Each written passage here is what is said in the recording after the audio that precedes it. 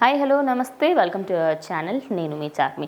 సినీ రంగానికి సంబంధించి రీసెంట్గా కొండా సురేఖ చేసిన వ్యాఖ్యలలో సమంత పేరుతో పాటు అటు రకుల్ ప్రీత్ సింగ్ పేరు కూడా ఎక్కువగా వినిపిస్తూ ఉంది. అయితే ఇదే క్రమంలో తన ఎక్స్ ఖాతా ద్వారా ఒక ట్వీట్ పెట్టడం జరిగింది. Telugu film industry is known world wide for it's creativity and professionalism. I have had a great journey in this beautiful industry and I still very much corrected it pains to hear such baseless and vicious rumors being spread about the women of the fraternity watts more అంటే తను దాని కింద కూడా mention చేయడం జరిగింది.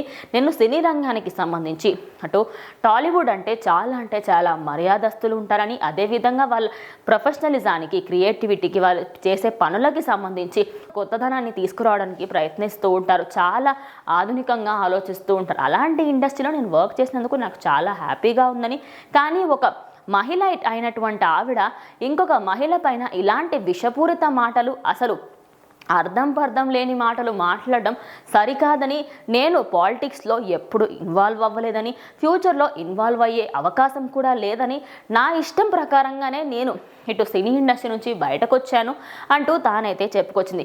అసలుకి అప్పట్లో ఒకానొక టైంలో తినకి సంబంధించి కూడా కొన్ని రూమర్స్ బయటకు వచ్చాయి.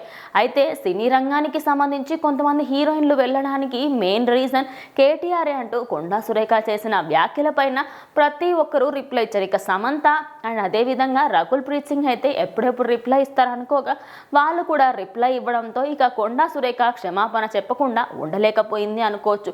ఎట్టకేలకు తనకి సంబంధించి తానైతే నేను ఎవరినో తప్పుడు ఉద్దేశంతో చెప్పలేదని, అటు నాకు కేటీఆర్ పైనే కోపం ఉందని, ఒక ఫ్యామిలీని దూషించాలని నేను అనుకోలేదని తానైతే చెప్పుకొచ్చింది.